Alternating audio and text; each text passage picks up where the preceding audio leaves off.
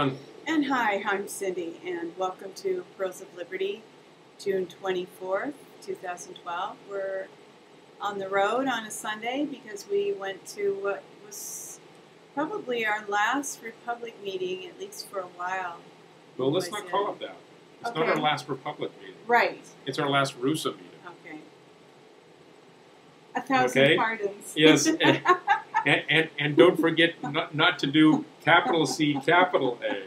You don't want to do that, okay? All these little symbolic things that we do that indicate where our mindset is and where our allegiance is. Yeah, but because it does have to do with legalese, legal language. Yeah, it's not just symbolic. It does indicate where the jurisdiction is, where your living man is located, etc. Yeah. So Don shared some things yesterday at the meeting that feel significant enough to us that we just wanted to echo them here. And since he already has his notes prepared. Yeah, and I think we want to give it a little context and speak a little bit more freely here too, so that there's a counterbalance, a sort of a non-controlled. I don't want to give the impression that my speech was stifled, except that I'm speaking to a certain audience that has a certain mindset, and so I didn't want to challenge that so much that people wouldn't hear me. And see if that makes sense. You know, you need to speak to your audience, and I'm speaking in such a way that people don't shut down and not hear me. And whereas here I can speak a little bit more freely, and I don't need to worry about that. And this is just being a little bit more open. So, yeah, you did a great job.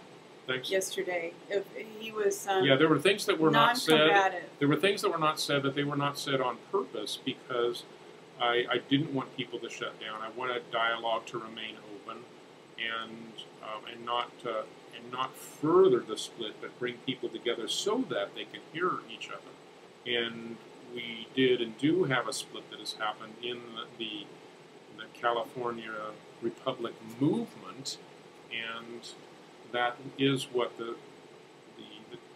my topic wasn't directly addressing the split. The whole meeting kind of addressed that in several different ways. But the subject of what I presented was the findings of the committee to look into the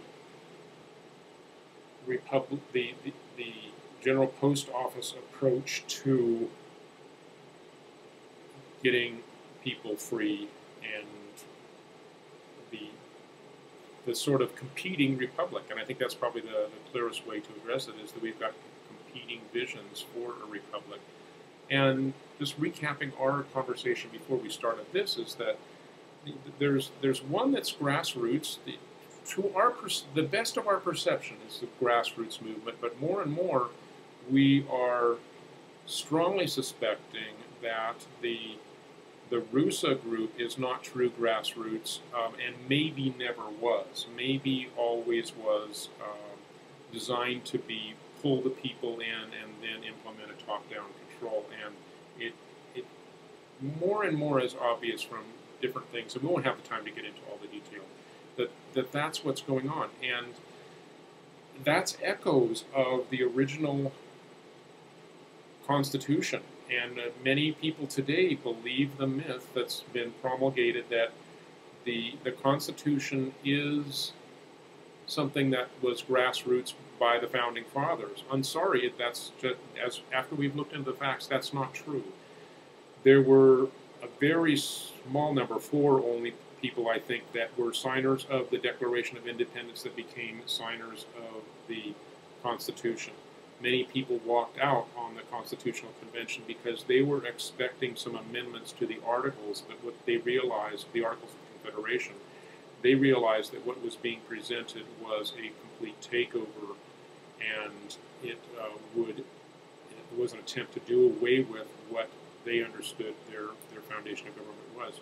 So it became sold to the public by the Bill of Rights, which everybody agreed was signed on to. Okay, we feel safe because we've got these 10 Bill of Rights. As we know today, those are going away. The top-down control has gotten so bad. Looks like what's about to happen is that there's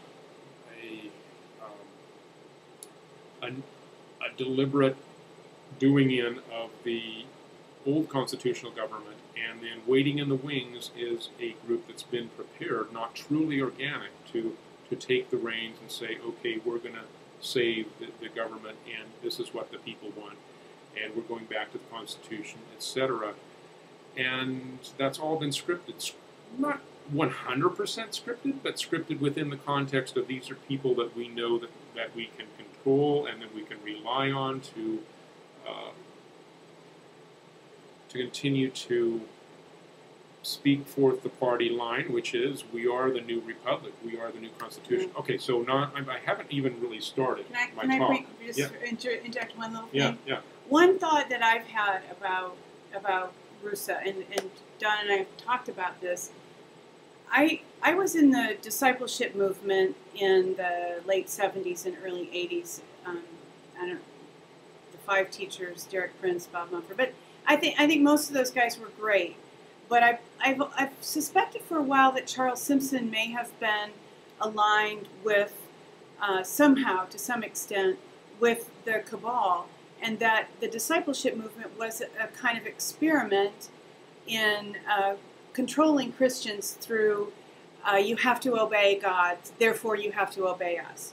And I plan to write at least a blog about that. But one point that I want to make about RuSA is, as Christians, it tends to make us feel secure that RuSA is a Christian organization and or quasi-Christian, mostly people. Yeah, Christianity is highly favored with Christians. Yeah. But the reality is, Christians have been trained for at least 2, possibly 3 decades, maybe 4, to blindly obey, and to obey leaders, to obey the state to some extent, and not to ask questions.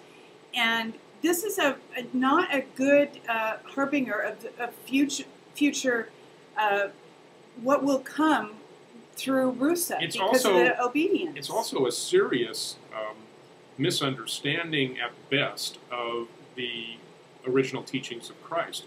You remember in the book of Acts when they said about the apostles, these are the men that turned the world upside down. So Christianity was intended by Christ, his teachings, to destroy the power structures and implement something that is like not like a theocracy. I think that's the misunderstanding. It's not a theocracy, it's a rule of God from within. And the closer we get to that, the more it looks like true biblical anarchy, which is something like going back to the book of Judges, where God raises up leaders sporadically. But now we've got this way top-heavy government, and anything that is Christian is being conditioned to you've got to be authoritarian, and that's so against what Christ taught. So anyway, let's start to get into it. One of the first things that I said, and you kind of have to have a little bit of background about what is the General Post Office and what is RuSA, and so General Post Office is often abbreviated GPO, or TUSA, which is the United States of America.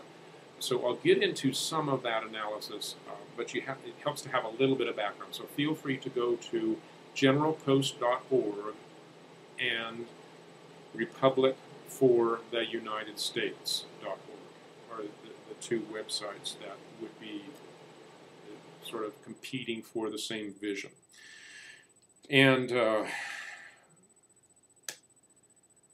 one of the things that I wanted to say was that there's some people that are using the phrase a different law form when you're talking about TUSA or GPO. It is different.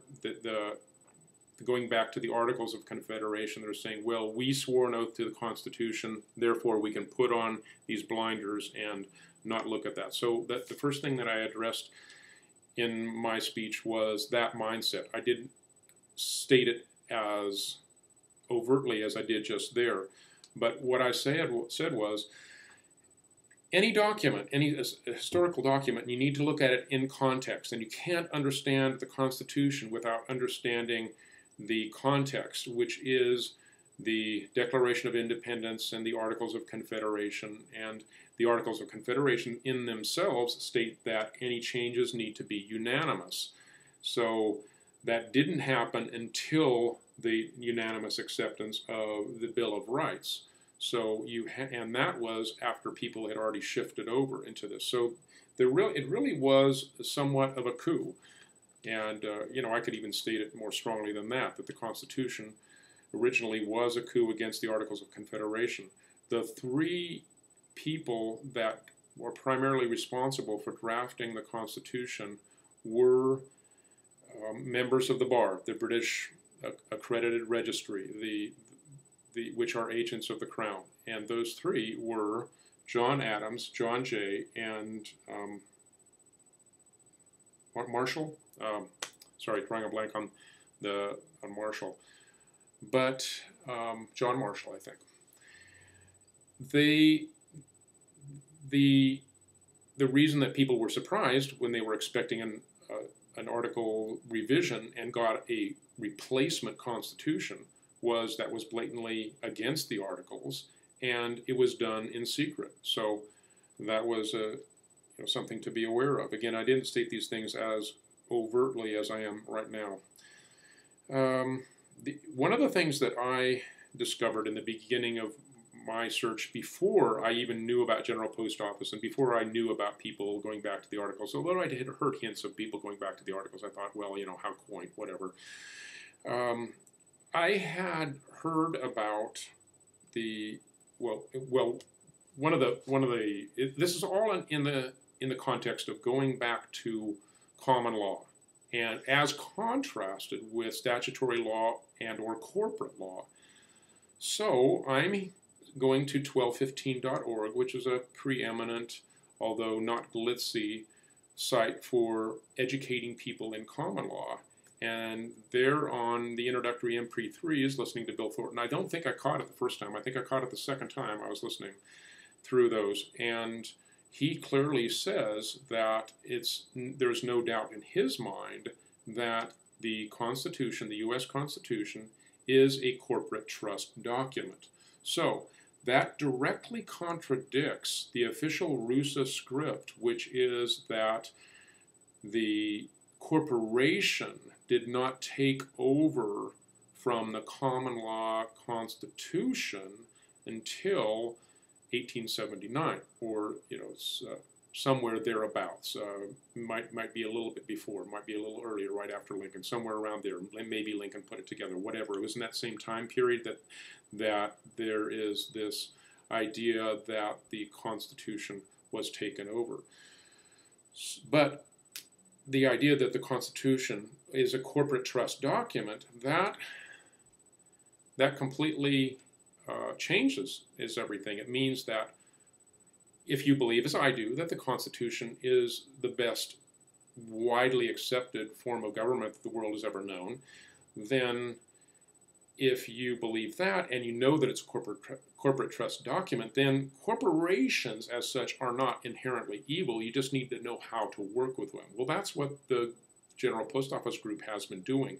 They've set up a corporate trust, but they've reworked these documents. So one of the things I went through, and I don't have the quotes right in front of me to be able to read them clearly, is that because there were flaws in the naming of these original documents for the Declaration of Independence, the Articles of Confederation, and the Constitution, that allowed entrance in for outside parties. Now let me be more specific, more clear. The name of the entity created in the Declaration of Independence was little u, States of America, United States of America, I believe. Okay, I better not state real clearly, but there's differences in the naming between the Declaration of Independence, the Articles of Confederation, the Northwest Ordinance, and the Constitution. and the Northwest Ordinance being the entity that created the land grants west of the Mississippi, etc. So the problem when you have differences in the naming of an entity is that legally speaking, you're talking about different things. They're not tied together. Different entities. Different entities. They are different. So what the people at generalpostoffice.org did is, generalpost.org, is they tied them together. They started with the Declaration of Independence, and they amended these documents. Now, the reason that they could start with that, or actually what they started with, was the Articles of Confederation, and tied back to the Declaration of Independence. The Articles of Confederation, the name is the capital T, United States of America, all caps, not all caps, but proper case where the first letter is capitalized, the United States, little o, of America. So TUSA, T-U-S-A, is the acronym. And that was not in use as a legal entity. So the United States of America, with a lowercase t, is in use. And that is in use by the corporation, which has always been a corporation. So the script that of the RuSA script is that we're a different name, but we can take back the republic form of government. We can take back the Constitution after it collapses, or when the legal process is done that gives it back to the people, etc. Well, the TUSA's concept is different. It's re-inhabit the original entity with the same name. So whenever you have a process that is re-inhabiting something, you actually have to find something that's not being used and re-inhabit that. Whereas what RuSA has done is that they have said we're re-inhabiting something by making a legal case against it, namely sending letters to 40-plus governors and not having a response. And then after that, then a different named entity can take over under this interpretation of common law that says that they didn't respond, therefore our claim is valid. So, as you can see, there's two different approaches. So, the analogy that I want to use to make it clearer is that I work with computer code. I work deploying software across an environment where it has to be right, and you can't just have accidents happen, or you seriously mess things up. And the code doesn't respond to your intent. It's not like, well, you know that I'm telling you to do this, so why don't you do this? It does what it does based on the code, the name, and if it doesn't work, you go in there and you see, where's my typo?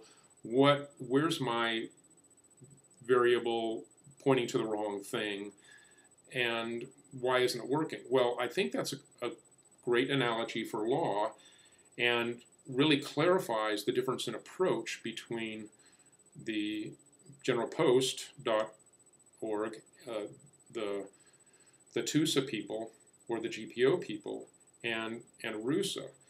So RuSA is saying, well, we're a different name, but we want everything to work the way that the things were written for the people with this name. And legally, there's serious problems with that, called technically trespassing, and etc. But it's not considered to be a serious trespass until you actually do something. So one of the points that I made in the talk was the concern about liability, because as soon as you have a trespass, you have potential liability, and if you have a trespass with force, with any kind of an army, you have a serious potential liability issue there. And one of the things that was stated in the meeting, and I wasn't aware of this before, and is really a big concern to me, is that apparently in RuSA, the militia is going to be, or is, I'm not sure the status at this point, under the control of the president. And to me, that's just so blatantly unconstitutional, it isn't funny, because the whole point of the militia is that it's grassroots organized so that if you ever had a federal tyranny, you'd be able to stand up against it. Militia being under the authority of the president, it's Fast forward to NDAA, right? yeah. I mean, Oops. how much more blatantly tyrannical can you get? The funny thing about tyrants is they hardly ever think of themselves as being tyrants. I mean, I'm sure Tim Turner is a very nice man and means well, and maybe this will all turn out well. Maybe it will be a sort of a stepping stone to liberty. But I'll tell you, it's not pure liberty. The people that the way that people that understand it know.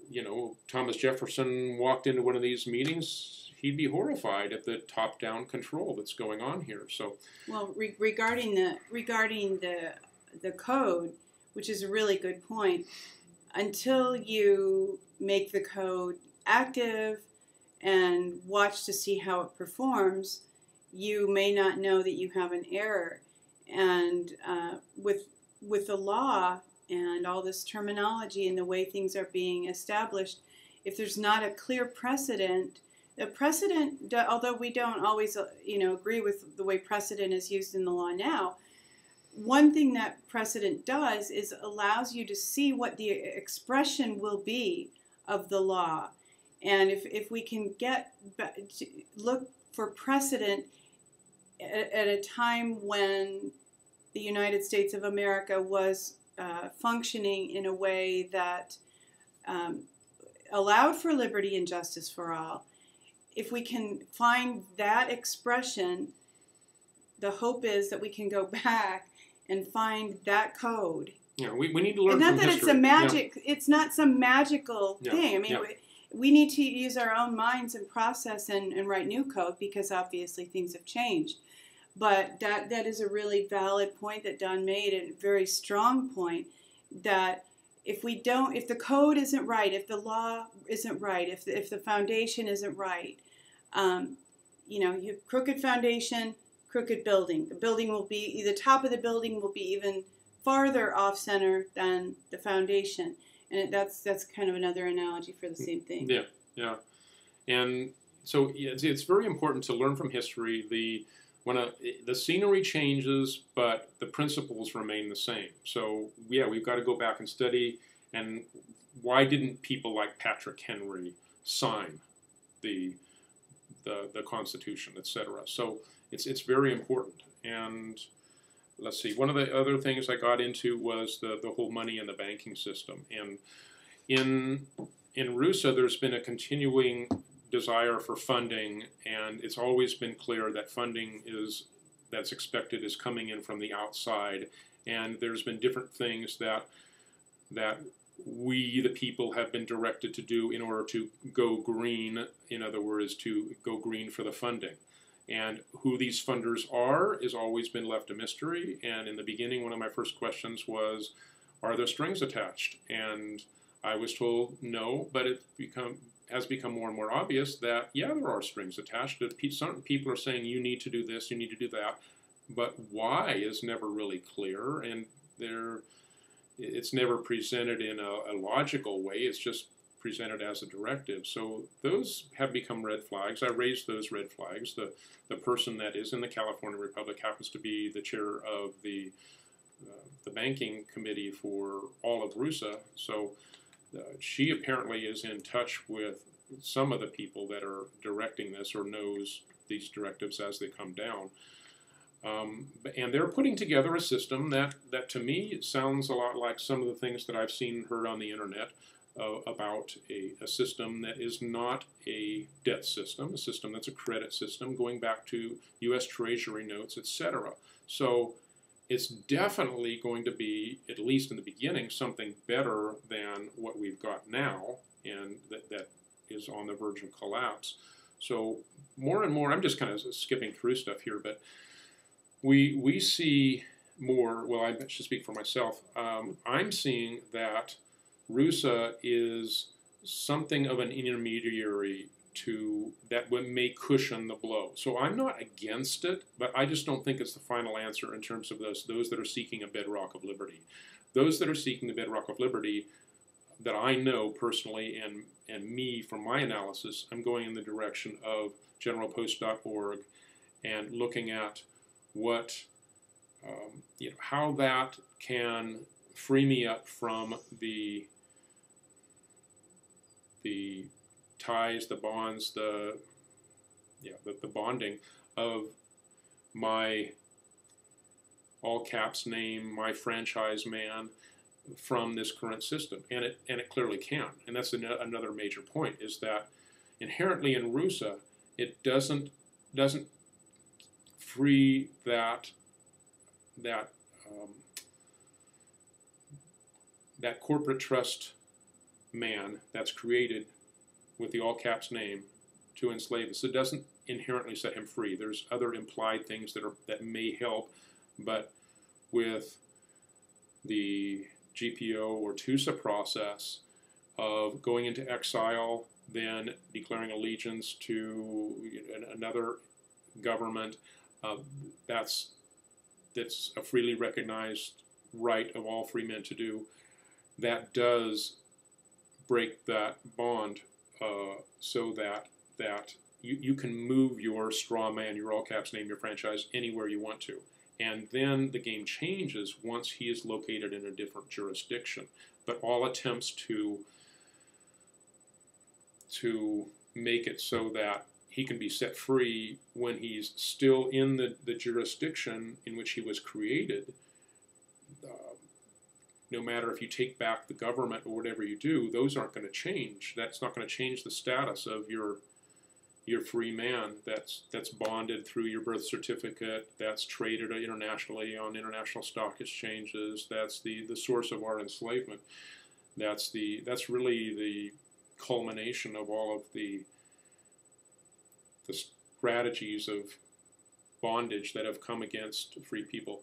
And just personally, I really see this as being a new exodus, that there is an opportunity for people to get completely free, to be truly free again, and to live responsibly and not dependent on a nanny state, etc. And people always ask, well, will I lose the benefits, retirement, whatever? Well, no, because, and there may be attempts to cut that off because of the finagling that's going on in finances, but you have a legal right to them if you do move your franchise man, your all caps name, into a new jurisdiction, because that's a contract with that entity, and there still is a legal obligation that must be upheld to discharge the funds to that entity. It does not matter where that entity is. Just you being able to move that entity makes it so that you have control over the current attempts to enslave or not that entity. Okay. And the districts, one thing that can be mentioned about TUSA is based on the idea of the General Post Office and so on and so forth.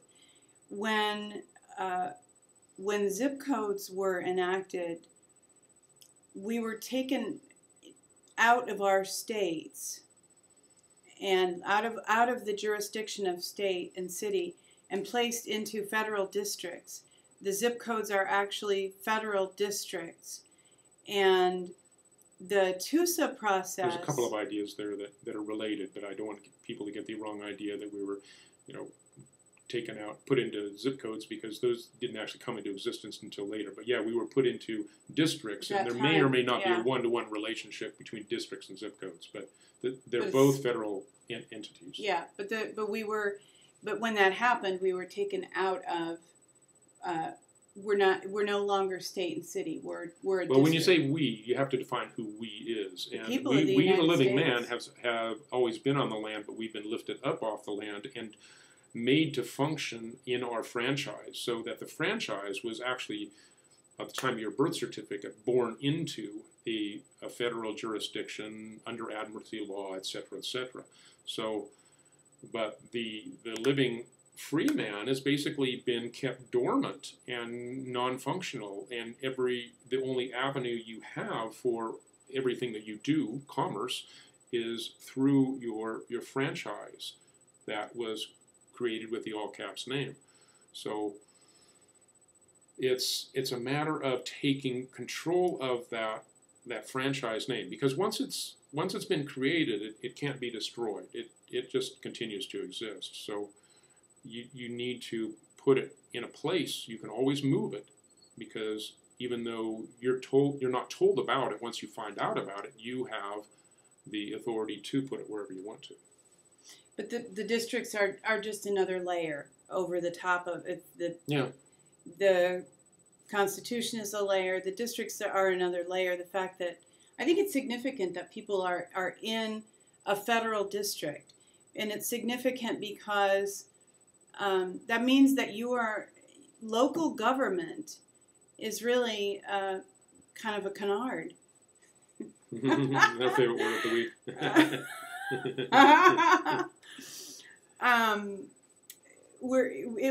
There's not that much local jurisdiction anymore. We're all under federal jurisdiction, and this. When you say we, you're talking about the all caps.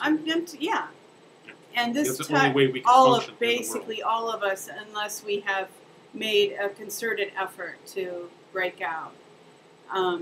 So the districts have to do with IRS jurisdiction and all kinds of things. And it is a layer. It's not something that we ever were given a choice about. Yeah. It was a top-down imposition, and TUSA, the point is, TUSA provides for getting out of that. A way to reverse that, yeah. A way for you to... As individuals. Yeah, right. So, we're... Aren't you glad I told you that? Yeah, no, that's fine.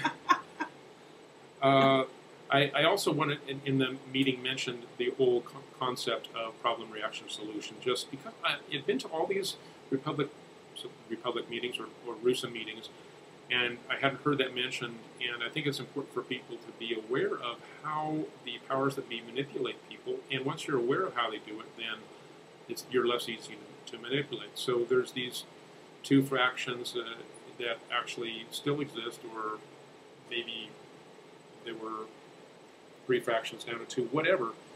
It's all about divide and conquer for the people at the top. And when you're in reactive mode, you can easily be manipulated. But if you are grounded and centered in yourself, at peace with God and in your inner man, and you are at peace with those around you, you're not in reactive mode, and you can actually hear and listen to what people are saying, what's the different ideas, figure out where they're coming from, and respond in such a way that they'll hear you. That's what I was trying to do in the meeting. And I wanted to bring that up because the people need to be able to do that with one another. We do, as liberty-minded people, have the same goal. We want to be free. We want smaller government. We just have different ideas about how to get there. Or maybe even better stated, that we have different roles, because there do need to be different mechanisms. One of the things that came out near the end was, well, we can't have a really, really small government, because when this collapse comes, people are going to need something to cushion the blow, so to speak. And I actually tend to agree with that, but I just don't necessarily think you need a whole new organization to do that. I think that maybe what's going to happen is that certain parts of the existing beast are going to be kept alive by those that realize the need, and will just do that. The people that trust government are the people, more than individuals and the native goodness of humanity, are the people that tend to say we've got to have a government solution. And I think that people are fully able to come up with ad hoc solutions on their own to say, wait a minute, we can't get rid of food stamps right now, people will starve, so we've got to keep that going, and we've got to wean them off of it so that they don't get dependent. But I don't necessarily think you need to provide whole institutions to do that, large structure, because bureaucracy tends to justify itself even after the initial problem is gone. And just from history, 2 examples of the type of thing I'm talking about, where because you're fighting something big, you think you have to be big. And I think the time has come when we need to start thinking differently. In history, Abraham Lincoln realized that there were external threats to the United States that ended up actually coming internal and then causing a civil war. But that whole thing was driven by the banking cabal from the outside. At certain points before the so-called Civil War began, there were armies on the north and the south that were ready to invade, but they never had the opportunity, and the powers that be got the Americans fighting between themselves, so that didn't need to happen. But the point is that Abraham Lincoln realized that there needed to be he thought there needed to be a large structure that could combat this big. He wanted the power concentrated in the executive so that he could have the power to fight off this thing. But then, after he's gone, conveniently assassinated, then the large structure never gets smaller. The bad guys just come in, take it over surreptitiously, and then they've got that again. Same thing happened with FDR. I actually agree with people like Webster Tarpley that see FDR as the good guy that was trying to fight the bank against the banking establishment. You can find clear quotes of FDR where he said that the world is controlled by, or this country is controlled by a few powerful men, etc., etc.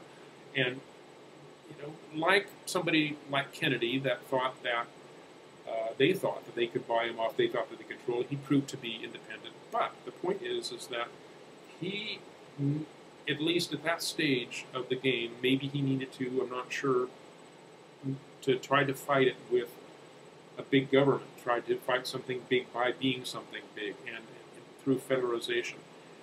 The time has come in humanity for us to decentralize and to educate, which was Thomas Jefferson's original vision of freedom being able to flourish because people are educated in liberty. That means you need to know your enemy. That means you need to know how they come in and do top-down control and to build these big structures and get people to naively trust in big government as their caretaker.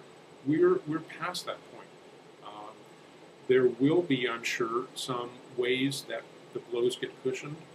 I'm just not sure that we need a whole new structure to do that. So I think that's our final point. We've gone on longer than normal. So better to be David against Goliath than another Goliath. Hey, what is the whole Bible about? But a bunch of stories of oppression by the big guy against the little guy, and the little guy being victorious because of his faith in God. Right. Yeah. I mean, and God even engineers or creates the circumstances in which that's going to happen, where He sends the people down to Egypt for 400 years. They get oppressed, and like, okay, what are you doing, God? Well, He's preparing a narrative to teach us today, as it says in the New Testament. Yeah. So this whole thing of being in bondage and then going out into exile, we can do that today, and that's just beginning, and we're just laying out the vision for you to do that, and we'll continue to talk more in the weeks to come about what the process is. Cry out to the Lord for help. Yeah. Step 1. Yeah. Oh, and listen Yeah. for the answer, because it's probably in areas where you don't expect it. Christians today tend to think that the answer can't be, quote, political, because we tend to think political is this narrow thing where you choose between a Democrat and a Republican. No, political means you think about the way, the structures that are used to manage and control people, how the world works, how humanity is herded. So once you begin to see with bigger vision, then you'll be able to hear the answers that God is giving, because He is giving answers. Yeah, absolutely. So we pray that you listen and find the answers and receive blessing and liberty and justice for all. Absolutely. Next week, stay tuned. More to come. Think for yourself, right? Think for yourself. Be blessed.